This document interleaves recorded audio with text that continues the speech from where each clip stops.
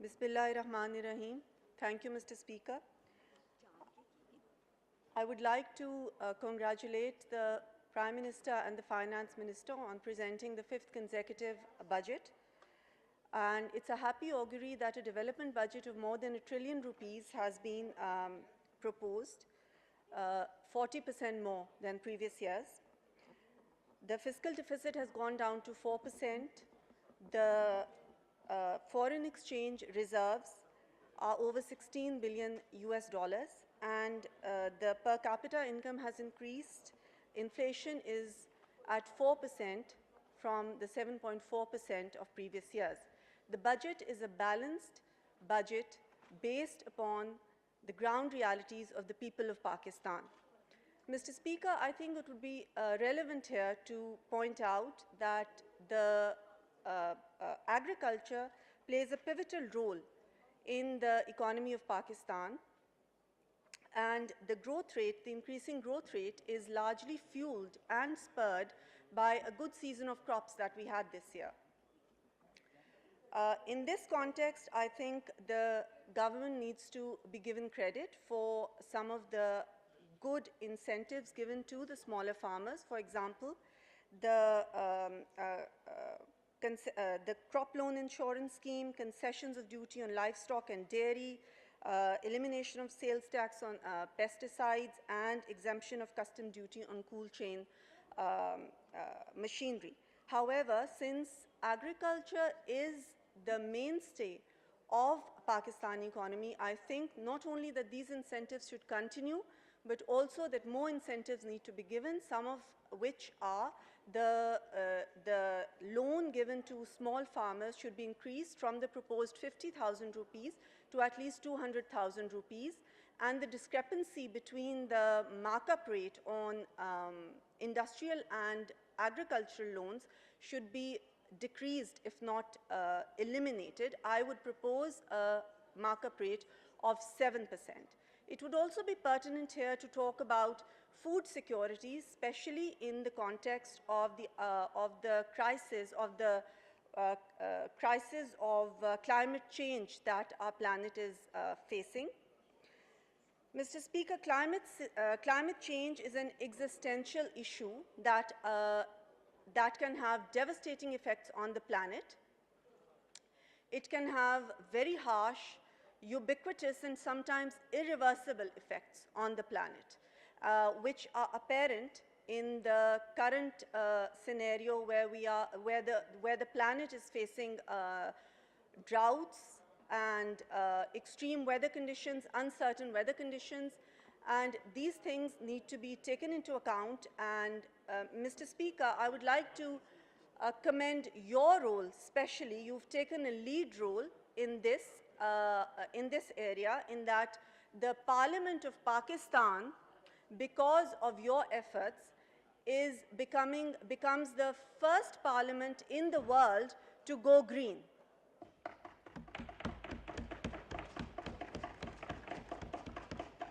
I hope the rest of the country can follow suit. I think we need to have a well-thought-out policy on climate change. A green strategy needs to be worked out, and a roadmap needs to be drafted based upon some of the basic issues, for example, energy-efficient buildings, a balance between tree plantation and wood usage, and dissemination of information to the public to make sure that the public can make informed decisions about how to use energy at home. So this is something that we need to look upon, and climate change and economic growth are inextricably interlinked, which is something that we need to keep in mind, and that any cost that we might incur in this regard will be commensurate with the benefits that not only us but our future generation and the children of our children reap, inshallah ta'ala. Mr. Speaker, out of the many good initiatives taken by the government, the flagship initiative is the China-Pakistan Economic Corridor. This is the biggest and the greatest development project in the history of Pakistan, and it is all due to Prime Minister Mian Nawaz Sharif's tireless efforts and leadership that the China-Pakistan corridor finds fruition, is in the process of completion. In fact, it is the Prime Minister's, propelled by the Prime Minister's vision, Pakistan now stands at the fulcrum of global economic development, which is a huge achievement for Pakistan. In this context, Mr. Speaker, I would like to propose to supplement and support the economic corridor. I would like to propose a cultural corridor based upon interfaith harmony.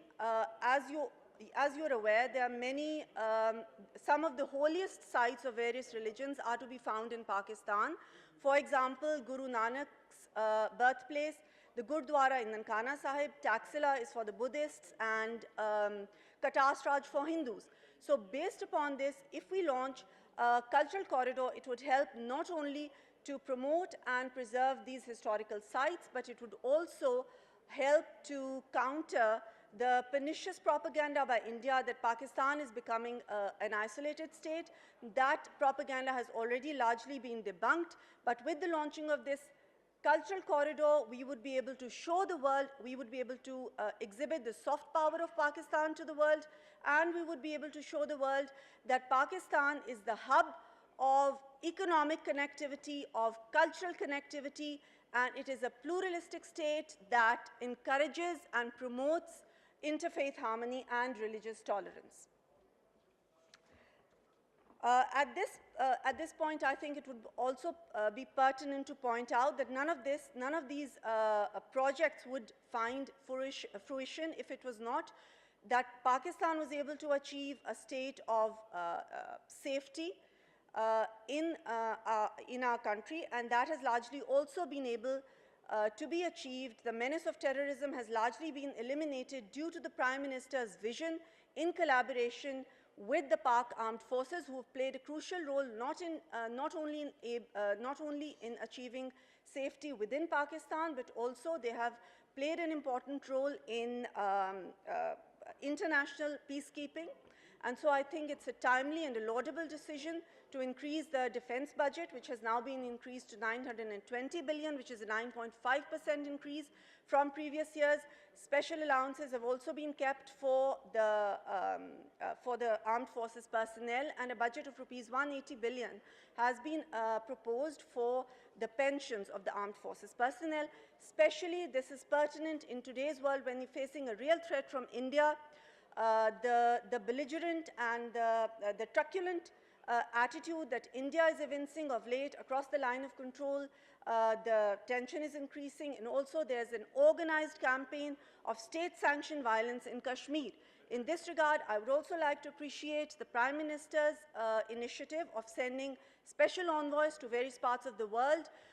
And myself, I was a special envoy nominated by the Prime Minister to go to the United States, and therefore I can bear witness to the fact that parliamentary intervention makes a huge difference in making a change to the entrenched attitudes that the world might have. So I think that a special budget should be kept, a special allocation in the budget should be kept for public diplomacy on Kashmir, so that we can promote and present the cause of Kashmir to the rest of the world.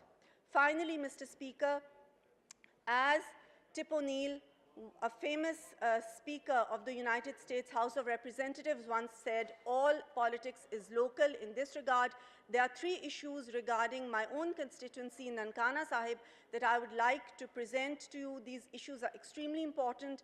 The first is that the people of Nankana Sahib desire and demand the basic necessity of sui gas in the constituency. As a directly elected woman MNA, I feel that it is incumbent upon me, and I cannot stress enough that the people of Nankana Sahib should be provided the facility of sui gas as soon as possible.